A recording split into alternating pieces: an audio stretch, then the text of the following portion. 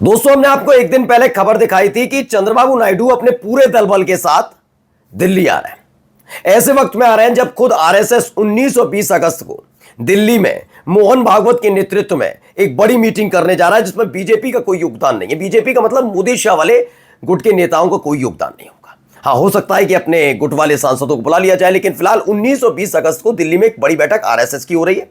और इस आरएसएस की बैठक में खास तौर पर अगला प्रधानमंत्री कौन होगा, इस पर चर्चा होनी है।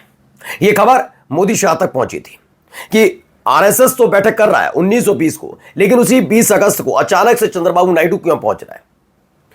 दरअसल खबर यह निकल कर आई थी कि 20 अगस्त को यह तय किया जाएगा कि अगला प्रधानमंत्री कौन, और उसी के लिहाज से चंद्रबाबू नायडू अगला कदम उठाएंगे, यानी कि समर्थन वापस लेना है, समर्थन छोड़ देना है, समर्थन रहने देना है, कौन प्रधानमंत्री कौन नहीं, तमाम चीजों की कवायद चल रही है। लेकिन अचानक से शाम होते होते, जब हमने ये खबर दिखाई उसके फौरन बाद ही शाम होते होते खबर आ जाती है कि सीपी राधाकृष्णन जो है वो एनडीए के उपराष्ट्रपति पद के उम्मीदवार हैं। यानी पहली हार चंद्रबाबू नायडू की दिल्ली धमक से पहले ही एक बड़ी हार नरेंद्र मोदी साहब को लगी। क्यों? क्योंकि वो चाहते थे उपराष्ट्रपति उनकी मनपसंद हो, पहले की तरह उनके सामने वही झुकना है, प्रणाम करना वैसा वाला। लेकिन आरएसएस की पसंद के व्यक्ति को आखिरकार एनडीए को अपना उम्मीदवार बनाना पड़ा। यह पहली हार है, लेकिन यह केवल पहली हार है क्योंकि 17 तारीख से शुरू हुआ ये खेल। अब 18, 19, 20 ये 3 दिन और बचे और कितनी हारों का सामना आज करना है मैं आपको दिखाने जा रहा हूं। क्योंकि खबर यह है कि चंद्रबाबू नायडू सीपी राधाकृष्णन के उम्मीदवार बनाए जाने से अब खुश हैं,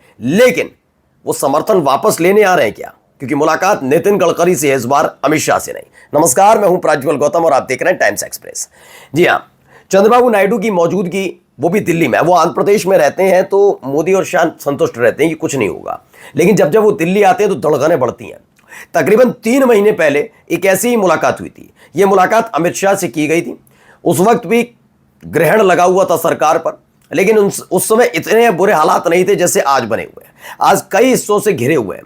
जिस हिस्से को जैसे कहते हैं ना, एक छोर से पकड़ो दूसरी वाला छोर छूट जाता है, वही बीजेपी के साथ है। वो कैसे मैं समझाता हूं। दरअसल हुआ ये, चुनाव आयोग को लेकर पहले से ही घिरा हुआ था। चुनाव आयोग के बीच में टांग अड़ाने की कोशिश बीजेपी ने की, अपनी फजीयत कराई। फिर चुनाव आयोग ने एक दिन पहले और फजीयत करा दी।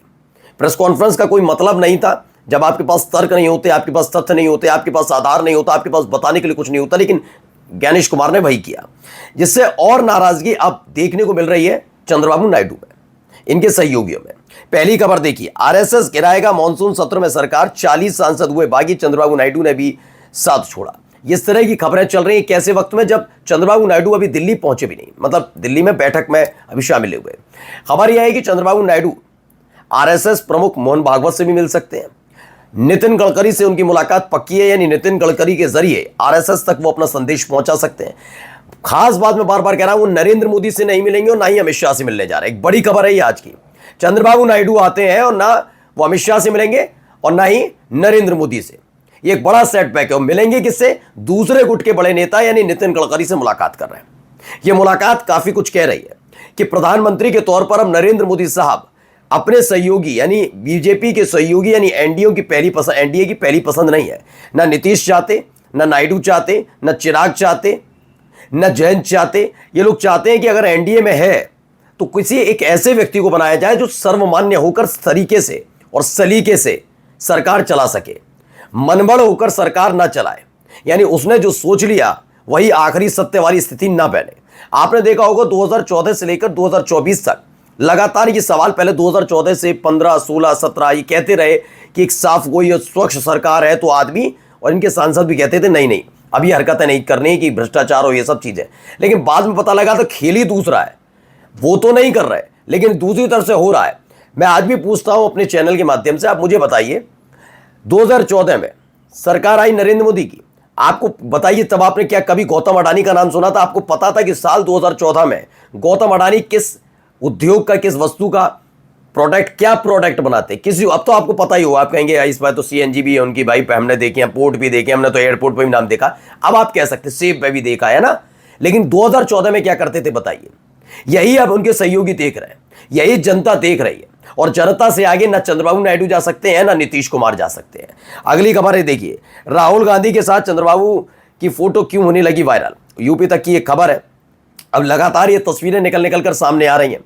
खबर ये नहीं है सिर्फ, खबर आपको एक और बात बता दूं कि आंध्र प्रदेश से निकलने से पहले राहुल गांधी के एक बहुत खास नेता से मुलाकात हो गई है चंद्रबाबू नायडू की। जी हां, चंद्रबाबू नायडू की रेवंत रेड्डी से, यानी तेलंगाना के जो सीएम है, कांग्रेस की सरकार है, तेलंगाना के सीएम है रेवंत रेड्डी, उनसे मुलाकात हो गई।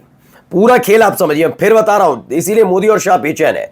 वो नहीं चाहते कि चंद्रबाबू नायडू आकर कोई बड़ा कदम उठा ले और 17 तारीख से पहले ही, यानी जन्मदिन पर, वो पूर्व प्रधानमंत्री के तौर पर जाने जाए। इसीलिए आरएसएस के सामने सबसे पहले हथियार डाल ही दिए गए। अब तक इस पर बात नहीं चल रही थी। तारीख आप तय कर, याद रखिए, एक तरफ दिन में खबर आती है चंद्रबाबू नायडू आ रहे हैं, 19-20 तारीख को आरएसएस का बैठक है, आरएसएस की बैठक में अचानक से ही एंट्री होगी चंद्रबाबू नायडू की। जैसे ही खबर आई, शाम होते होते कहा गया कि आरएसएस जिसे उपराष्ट्रपति पद का उम्मीदवार बनाना चाहता है बनाए। ये क्लियर कर दिया, यानी पहली हार के तौर पर पहला फेलियर है। आज भी और भी बड़ी खबरें निकलने वाली हैं, वो भी आपको दिखाऊंगा, लेकिन फिलहाल अभी देखिए एक एक करके खबर यह है कि रेवंत रेड्डी, देखिए खबर, इंडिया टीवी खबर है, रेवंत रेड्डी ने की चंद्रबाबू नायडू की तारीफ, उपराष्ट्रपति चुनाव पर हलचल तेज की जा रही। रेवंत रेड्डी ने चंद्रबाबू नायडू की तारीफ कर दिया। अच्छा, इसे उपराष्ट्रपति पद के चुनाव से ना जोड़कर यह देखना है कि उपराष्ट्रपति पद के चुनाव से आगे प्रधानमंत्री कौन वाली स्थिति में है, क्योंकि आप याद रखिएगा पूरा सिनेरियो कि चंद्रबाबू नायडू जब विपक्ष में थे, आज जो लोग कहते हैं ना कि चंद्रबाबू नायडू नरेंद्र मोदी साहब के तीसरे बार प्रधानमंत्री बनने में चंद्रबाबू नायडू को योगदान है, लेकिन जब जेल गए थे और चंद्रबाबू नायडू पहली बार कैमरों के सामने रोए थे, वो सारी देन नरेंद्र मोदी और अमित शाह की थी। सरकार थी आंध्र प्रदेश में वाईएसआर की, ठीक है ना, वाईएसआर कांग्रेस की सरकार, और जगनमोहन रेड्डी मुख्यमंत्री। कहा गया कि जगनमोहन रेड्डी ने जरूर गिरफ्तारी कराई, जैसे हर ठीक रहा बिहार में कुछ भी होता है, चिराग पासवान की पार्टी टूटी तो नीतीश कुमार जिम्मेदार, जबकि करवाता कौन है, बीजेपी, सब जानते हैं।